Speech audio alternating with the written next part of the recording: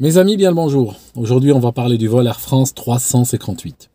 Nous sommes le 2 août 2005 et on a un avion d'Air France, un Airbus A340 de facture assez récente, un A340-300, qui s'apprête de partir de l'aéroport de Charles de Gaulle. Il doit relier Charles de Gaulle à Toronto Pearson.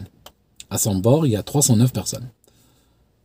Peu de temps avant le départ, les pilotes reçoivent le dossier météo et entre autres choses, il y a un message de prévision météorologique émis par les services de l'aéroport de destination. Ce message indique, avec une probabilité relativement faible, 30%, indique qu'il y aura une météorologie convective, ça veut dire qu'il y aura probablement des cumulonimbus, ces nuages à développement vertical, qu'il y aura probablement de la pluie très lourde, peut-être de la grêle et plus si affinité. Généralement, les pilotes ne vont pas donner beaucoup d'importance à des prévisions météorologiques associées d'une probabilité de 30%. Parce qu'en général, ça veut dire que le météorologue lui-même n'en sait pas grand-chose.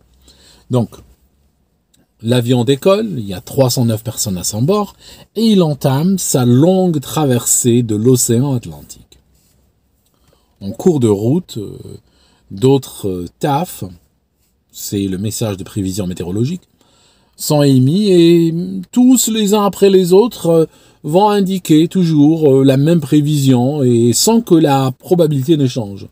Les pilotes n'ont pas eu accès à ces messages-là durant le vol, suite à une erreur de manipulation. Mais toujours est-il qu'ils sont très rassurés et le vol s'annonce sous de bons auspices.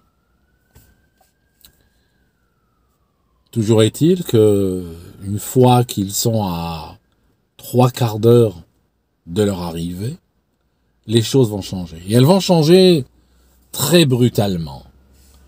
On passe de temporairement 30% météo convective, on passe directement à un SIGMET.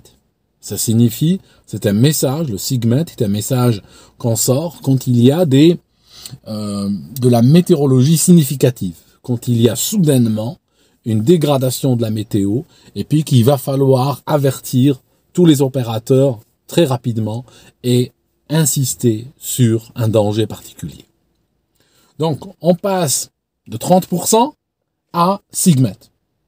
Le SIGMET n'est pas une prévision. Le SIGMET est en train de dire, ça arrive maintenant. On est en train de le voir. C'est en train de se mettre en place. À l'aéroport de Pearson, c'est le chaos. Énormément de vols sont détournés. Ceux qui viennent de la côte ouest du Canada, on les prie de faire demi-tour et revenir. D'autres, on leur demande d'aller atterrir à New York ou dans d'autres aérodromes américains, voire Montréal. Mais en tout cas, on leur dit, juste ne venez pas chez nous. À un moment donné, la pluie est tellement lourde, accompagnée de grêle, accompagnée de cellules orageuses qui sont directement au-dessus de l'aéroport, que même les opérations au sol, ça signifie les camions qui circulent, les bagagistes, les techniciens de piste et tout ça, tout cela, on leur demande de s'arrêter et de ne pas bouger. L'avion d'Air France continue donc de s'approcher de l'aéroport de Pearson. L'aéroport de Pearson, même si sur l'instant, il ne permettait pas les départs avec cette météorologie, il permettait quand même aux pilotes qui le souhaitaient, qui étaient toujours dans le coin, d'atterrir ou de tenter d'atterrir si tel était leur souhait. L'Airbus A340 entame sa descente. On a 2 personnes qui veillent donc à sa destinée. Il y a le commandant de bord qui est à gauche. Lui, ce sera ce qu'on appelait à l'époque le PNF. Ce sera un pilote qui va faire la communication, puis faire les checklists avec le copilote, qui lui réellement est en train de piloter l'avion. Donc le copilote à droite va piloter l'avion jusqu'à la fin de ce vol. Plus il s'approche de l'aéroport de Toronto, plus les turbulences sont fortes. Il y a des turbulences, il y a de la pluie, et c'est en train de s'aggraver. Et là, on a énormément de choses qui vont se mettre en place pour sceller le destin de ce vol. Alors, lorsque la pluie a commencé et les éclairs ont commencé à frapper tout ça au-dessus de l'aéroport de Toronto, il y a des ILS, des systèmes ILS, donc d'aide ou d'atterrissage aux instruments, qui ont commencé à tomber en panne.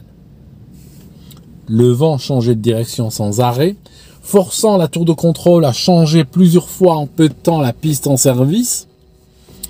Mais finalement, quand on donne l'instruction d'approche à l'Air France 358, c'est la piste 24 gauche qui est en service. La piste 24 gauche est une piste qui n'est pas la plus appropriée pour ce genre d'arrivée. Pourquoi? Elle a 3 problèmes en fait. Premier problème, elle est courte. C'est une piste qui fait 2700 mètres. À l'aéroport de Pearson, il y a d'autres pistes qui font jusqu'à 3400 mètres. La 24 gauche est la piste la plus courte de cet aéroport. 2700 mètres. Elle a un autre problème. Ce problème, on va le visualiser ensemble. Alors, le vent, quand l'Air France 358 est sur l'axe d'approche, le vent venait du 340. Alors, je vais essayer de représenter sur cet objet qu'on appelait une époque un computer qui a été remplacé par les iPads à bord des avions. Je vous sors plus par nostalgie qu'autre chose. Donc, on a le vent qui arrive du 340. Donc, je vais essayer de dessiner, faire une petite ligne comme ça, au crayon, sur le 340. Donc, on a notre vent qui vient du 340. 340, vrai. On est relativement au nord, même si la déclinaison magnétique de nos jours, elle est 10 degrés ouest dans la région, mais elle varie beaucoup, elle varie rapidement.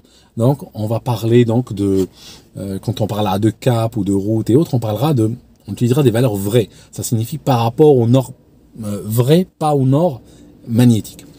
Alors, la piste 240, contrairement à ce que son nom pourrait laisser croire, n'est pas orientée plus ou moins au 240, mais elle est orientée au 227. Elle est orientée au 227, vrai. À propos, la règle que j'utilise ici, c'est la règle de l'amiral Jean Cras, d'accord? C'est issu du génie français, littéralement. Si vous le souhaitez un jour, je peux faire une vidéo pour montrer comment ça marche. Une fois que vous commencez à mesurer les angles avec une règle pareille, peut-être je la mettrai sur du papier, comme ça vous la voyez mieux. Une fois que vous commencez à mesurer les angles avec une règle pareille, vous ne pouvez pas revenir en arrière. D'accord? Donc je pourrais à l'occasion faire une vidéo pour expliquer comment cette règle marche. D'accord? C'est pas du pif gadget, je vous le dis tout de suite. Mais c'est très très agréable à utiliser. Alors, donc, si on regarde bien ici, on a au niveau de notre zéro, là, on a le nord vrai. On a le vent, n'est-ce pas? Vous voyez cette flèche-là, rose, qui indique la direction du vent. Le vent vient comme ceci. Et l'avion va dans cette direction pour atterrir, d'accord? L'avion va dans cette direction pour atterrir. Qu'est-ce qu'on constate? Immédiatement? Qu'il a le vent de dos, il a une composante de dos et une forte composante de travers. Donc là, c'est très ennuyeux. On a un fort vent de travers plus composant de vent de dos. Et on associe cela à une piste courte. Que se passe-t-il quand on a un vent de dos? Alors, la vitesse sol est élevée. Ça veut dire que l'avion, quand il va toucher à une vitesse élevée. Ça signifie que pour freiner, il faudra plus de temps, plus de distance pour freiner. Ça, c'est un premier problème. Deuxième problème, c'est que sur le plan d'approche, quand il sera en train de descendre, il devra avoir un taux de descente plus élevé pour garder l'angle d'approche. Donc, c'est quelque chose qui est généralement évité. Même si le vent va rester dans les paramètres pour l'Airbus A340, qui peut tolérer jusqu'à 10 nœuds de vent de dos.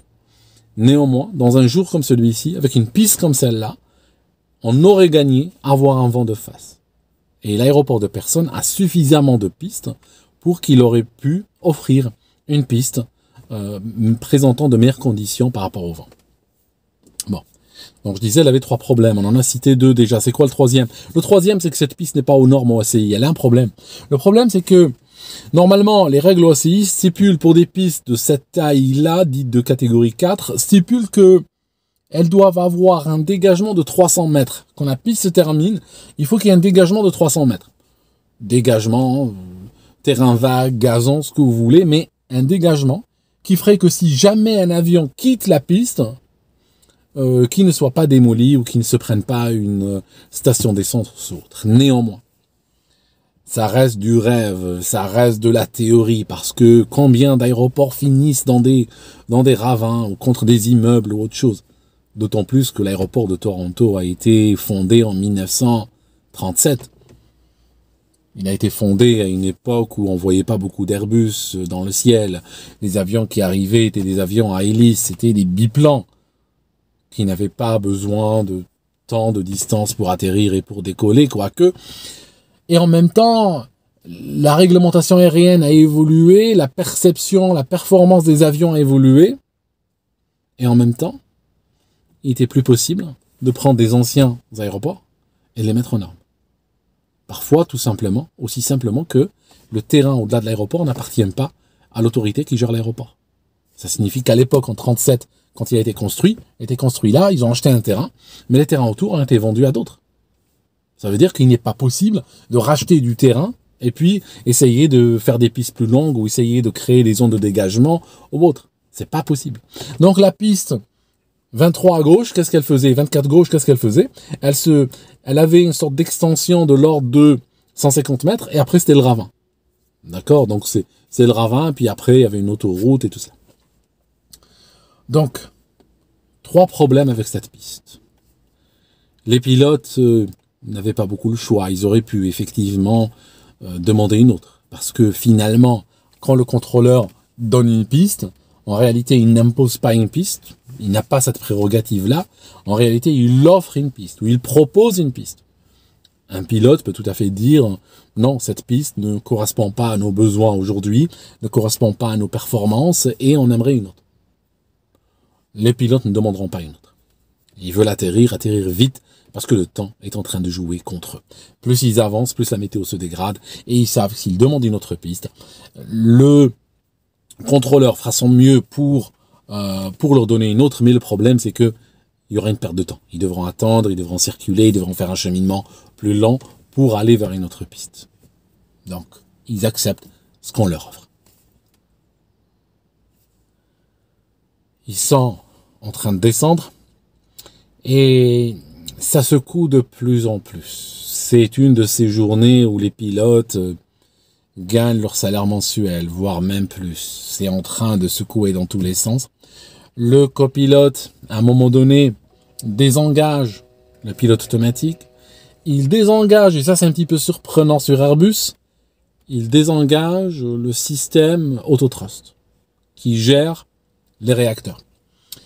Les avions de type Airbus qui ont des commandes électriques de vol, l'Airbus est géré par une loi dite C-étoile. Cette loi n'a pas de stabilité longitudinale, de sorte que on est dans une configuration, dans ces avions-là, l'autothrust, ou le système qui garde la vitesse automatiquement, est plus important que sur Boeing, par exemple. Le copilote, en désactivant ce système-là, doit maintenant gérer manuellement les gaz.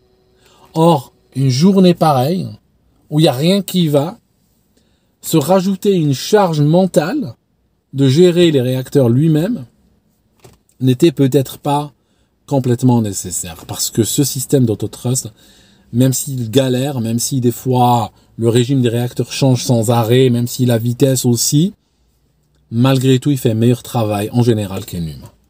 Donc, il désactive et lui-même est en train de chercher à contrôler l'appareil. L'appareil, un Airbus A340, est un avion qui n'est pas nécessairement facile à piloter. Premièrement, il a une voilure de 60 mètres d'envergure, qui, quand l'avion s'approche du sol, va présenter un effet sol important, donnant une tendance ou une propension à ballonner à l'avion, ça veut dire elle va lui donner une propension à flotter au-dessus de la piste. Ça veut dire que lorsque l'avion s'approchera au-dessus de la piste, ben, c'est comme si, une fois que l'avion est proche de la piste, c'est comme si il allait avoir une sorte de portance additionnelle. Cette portance additionnelle lui donnera une tendance à flotter. Ça, c'est déjà un premier problème. Deuxième problème, il faut le garder absolument plat, hein, les ailes horizontales pour poser. C'est pas comme un A319 ou autre, hein, qui peut se permettre des fois de toucher une roue puis après l'autre. Ce genre d'avion doit se poser à plat parce qu'il est très facile de toucher le réacteur extérieur, le réacteur 1 ou le réacteur 4. Il est très facile, hein, de s'incliner lors d'une inclinaison à l'atterrissage. Il est relativement facile de toucher un réacteur et ça arrive assez souvent dans des météos épouvantables que ce genre d'avion finisse avec un réacteur cassé à l'extrémité d'une aile ou de l'autre. Donc, il y a ce problème. Et à un moment donné, il arrive donc à 200 et quelques pieds, il arrête, je disais, le pilote automatique. Et là, l'approche avait été faite à l'ILS. Le système qui permet d'avoir un rail électronique pour atterrir. Néanmoins, il faut réfléchir à un truc important.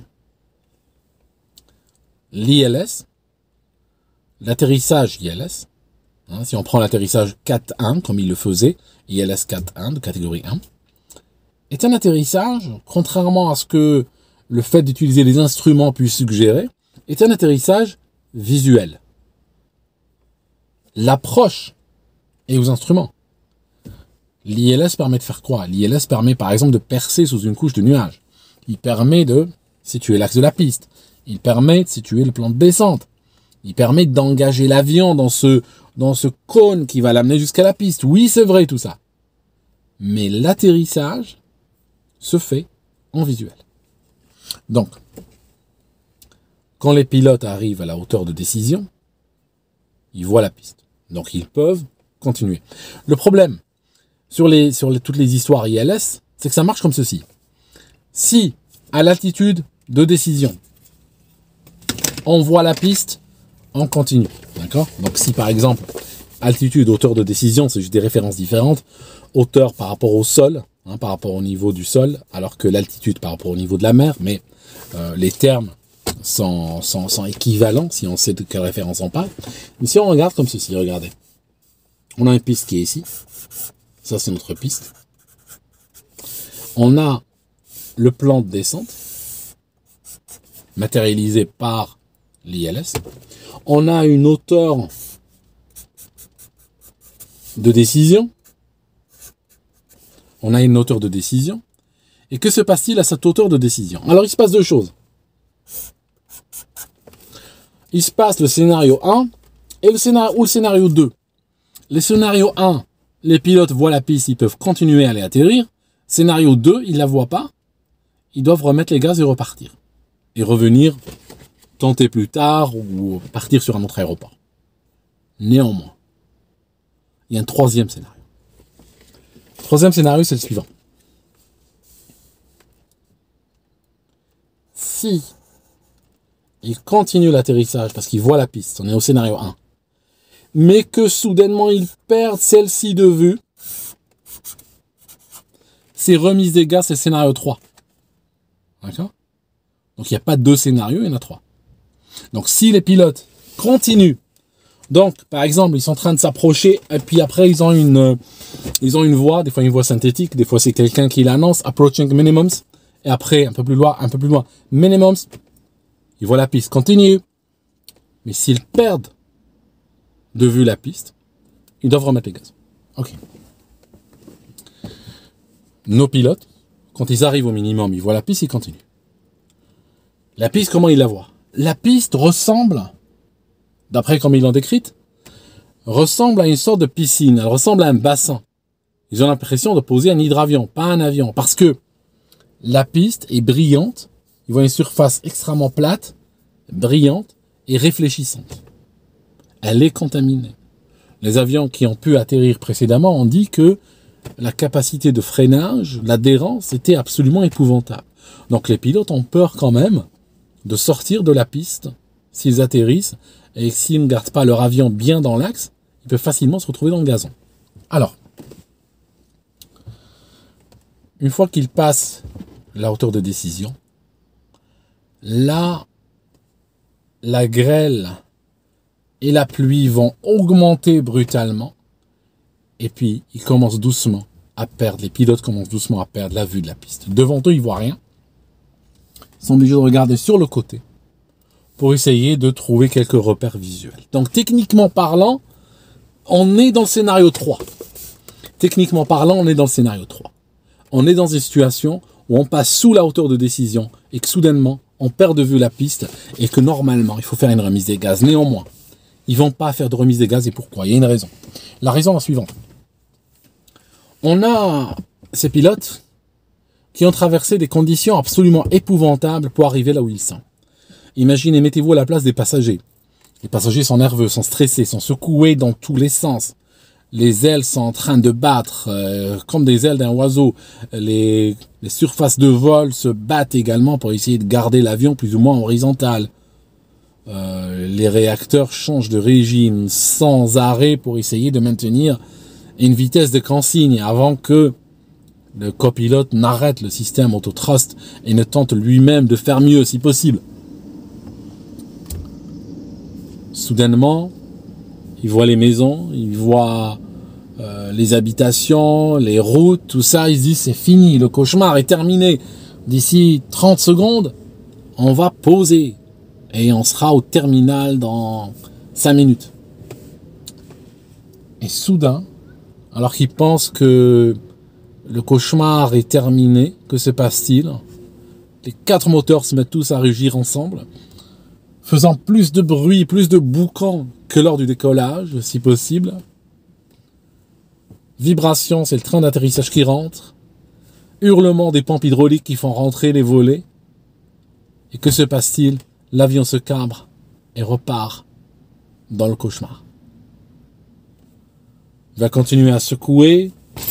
Les hôtesses sont inquiètes. Elles sont harnachées dans leur siège.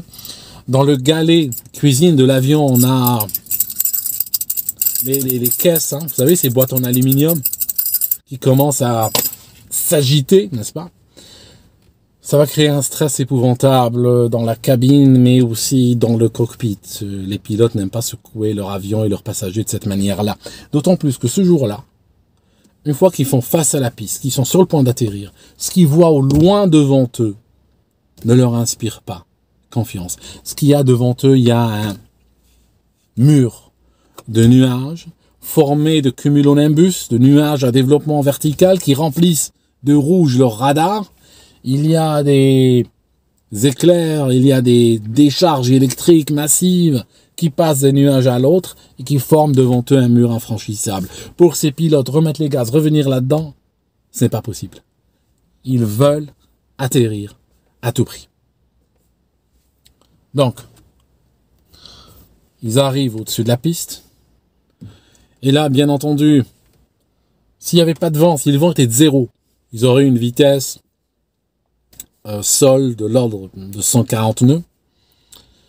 Si ils avaient eu du vent de face, mettons 20 nœuds de face par exemple, ils auraient pu toucher à 120 nœuds. La réalité, c'est qu'ils avaient presque 10 nœuds de dos. Ça veut dire que les 10 nœuds viennent se rajouter à la vitesse air qu'ils ont. La réalité, c'est quand ils touchent, ils sont à 148 nœuds. On est près de 280 km/h. Ça, c'est le premier problème. Le vent de dos, maintenant, ils vont le payer. Autre problème. La piste, c'est comme une patinoire. Elle est courte, elle est comme une patinoire. Les pilotes, le copilote plutôt, va chercher à poser l'avion, donc il va galérer pour essayer de trouver ses repères, parce que l'atterrissage est visuel et il n'a plus de repères visuels, forcément. Donc il galère, il arrive tant bien que mal à poser l'avion. Au moment où il pose l'avion, bien entendu, le vent de travers dépasse la valeur certifiée pour l'Airbus A340. Bien que l'Airbus A340 puisse morfler jusqu'à 27 nœuds de travers en constant, même avec 33 nœuds de rafale, là, la piste est contaminée. Ça veut dire que la limite est très basse. La limite descend à 10 nœuds. C'est pas grand-chose, 10 nœuds, c'est 18 km/h. Avec la voilure qu'il a, Airbus n'a pas voulu le certifier au-delà de 18 nœuds, sur piste contaminée. À 20 km/h, cet avion peut être soufflé en dehors. Donc, une fois qu'il pose, déjà très difficilement, il va poser à 1200 mètres du début de la piste. Ça veut dire clairement, sur 2700 mètres, il pose à 1200, il a pratiquement bouffé presque la moitié de celle-ci. Il arrive à poser. Excellent. Il pose, les aérofreins sortent, les freins s'activent, mais ça ne freine pas grand-chose vu que c'est une patinoire. Reste une autre problématique, celle des inverseurs de poussée. Or, le copilote ne peut pas juste sortir les inverseurs de poussée. Ça lui a été reproché. On a dit que entre le toucher des roues et au moment où les inverseurs de poussée étaient à fond, il s'est passé 12 secondes. Mais alors pourquoi? Est-ce qu'il dormait pendant ces 12 secondes? Non, la réalité, c'est pas ça. La réalité est la suivante, que regardez.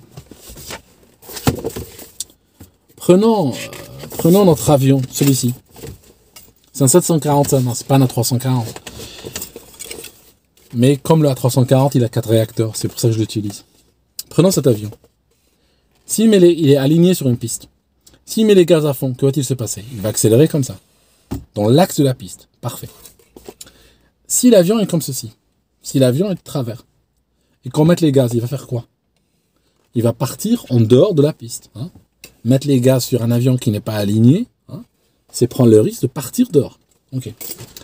Maintenant, quand il y a les inverseurs de poussée, si l'avion est aligné tout droit sur la piste et qu'il y a les inverseurs de poussée, ça signifie que les 4 réacteurs sont en train de pousser dans l'autre sens. Ils sont en train de pousser, créer une force qui va vers l'avant. Que va-t-il faire, l'avion? Il va ralentir. Mais si l'avion est incliné comme ça, et que les réacteurs poussent dans ce sens, que va-t-il se passer? Il va partir. Il va sortir de la piste. Parce que tout simplement, si je prends mon avion comme ceci, ça c'est ma piste. Si mon avion est comme ceci, d'accord? Si mon avion est comme ceci, et que soudainement j'ai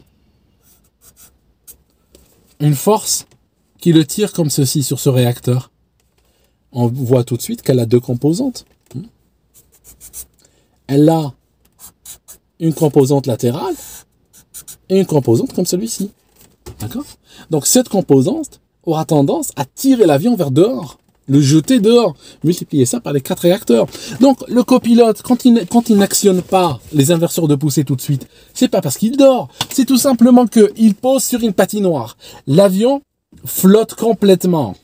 Il flotte, il est comme s'il était monté sur ski.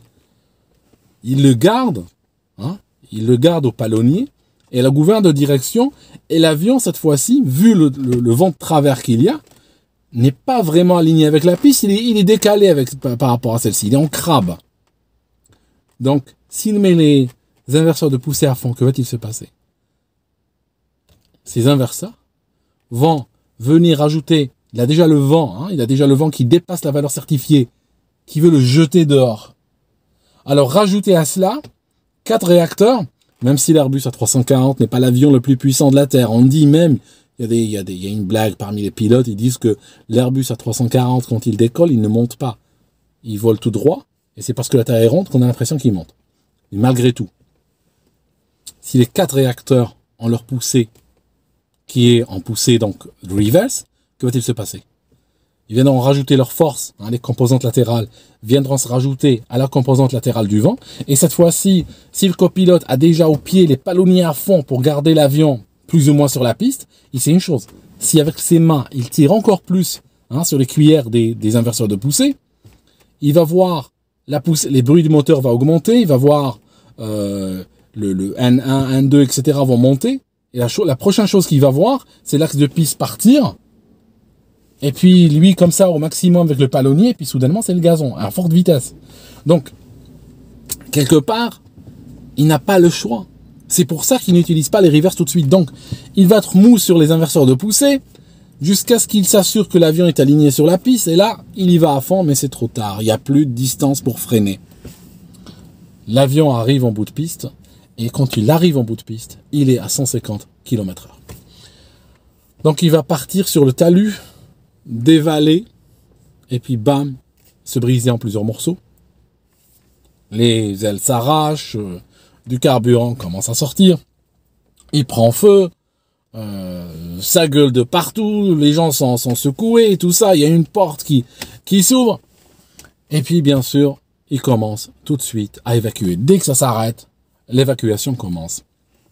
Alors, quand les portes sont ouvertes, quand les portes sont ouvertes de l'intérieur, normalement dans un avion de ligne, quand elles sont ouvertes de l'intérieur et les toboggans sont armés, ils s'ouvrent, ils se gonflent et ils s'ouvrent, permettant aux gens de sauter et d'évacuer. C'est pour ça que lorsque vous êtes au départ, bien même à l'arrivée, vous entendez une voix qui va dire au personnel navigant technique, qui va leur dire, commercial plutôt, donc les hôtesses de l'air, Steward et tout ça, et ils vont leur dire, armer les toboggans et vérifier la porte opposée, ou bien désarmer les toboggans et vérifier la porte opposée. Armer le toboggan, c'est le mettre dans une situation, c'est l'armer, de sorte que si la porte est ouverte, il va se gonfler. Et pourquoi il faut les désarmer à l'arrivée? C'est pour éviter que ça soit oublié, et puis quand la porte est ouverte, le toboggan se gonfle. Alors, les toboggans s'ouvrent, les gens commencent à évacuer, certains toboggans ne s'ouvrent pas, semble-t-il. Vous trouvez rarement une évacuation, on vous dira que tous les toboggans sont ouverts, c'est presque la norme des toboggans qui ne s'ouvrent pas. Et en fait, en 90 secondes, tout le monde a été évacué. Tout le monde est évacué au bout d'une minute et demie. Les gens commencent à courir partout. Au bout de 52 secondes, le premier véhicule de l'aéroport de Toronto arrive sur site, et après d'autres véhicules viennent. Il y a une autoroute à côté, 18 voies, c'est en fait plusieurs autoroutes qui mergent dans une grosse route qu'on appelle la 401, la Highway 401. Des automobilistes s'arrêtent, ils ramassent certaines personnes blessées, les emmènent directement à l'hôpital. La compagnie des bus de la région ramène des bus qui vont être utilisés comme abri temporaire pendant ce temps. Et puis voilà, on commence à compter les gens, évacuer les personnes blessées vers les hôpitaux de la région et tout ça. C'est une grosse catastrophe. Et finalement, quand on fait le bilan, on trouve que sur 309 occupants, il y a 309 personnes qu'on peut compter qui sont en vie. Il y a eu quelques blessés, en particulier des gens qui ont sauté d'une certaine hauteur pour échapper donc à l'incendie qui a ravagé l'avion, alors que les toboggans s'étaient pas gonflés ou avaient été détruits. Et donc, malheureusement, certaines personnes seront blessées, donc typiquement des fractures et tout ça, liées à une précipitation d'une certaine hauteur.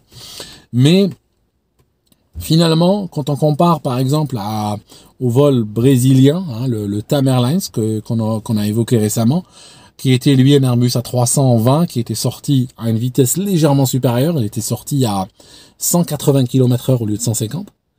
Et il est sorti d'une piste qui, malheureusement, finissait assez rapidement sur une autoroute et sur une station d'essence. Donc là, les dégâts ont été limités quelque part. L'aéroport de Personne, la même piste, enfin la piste à côté, la piste parallèle à côté, a connu une sortie de piste il y a des années de cela, avant l'Air France. C'était un décollage qui a été annulé, puis l'avion est sorti de la piste, il a été brisé en deux. Il y a deux passagers qui étaient à l'endroit où l'avion s'est cassé, qui ont connu la mort malheureusement, qui sont morts. Autrement, le Canada connaît à peu près 9-10 sorties de piste par an. Ça veut dire que c'est pas quelque chose d'unique dans les annales, mais malheureusement ça reste relativement courant. Ce jour-là, il n'y a eu que des dégâts matériels. Heureusement, donc le A340 a été rayé de la carte. Il a fini à la ferraille. Et puis les gens ont tous pu reprendre leur vie d'avant, quoique certains, on ne doutera pas, ont dû développer une relation très conflictuelle avec les avions. Merci mes amis d'avoir suivi cette vidéo jusque-là, et on se voit dans une autre.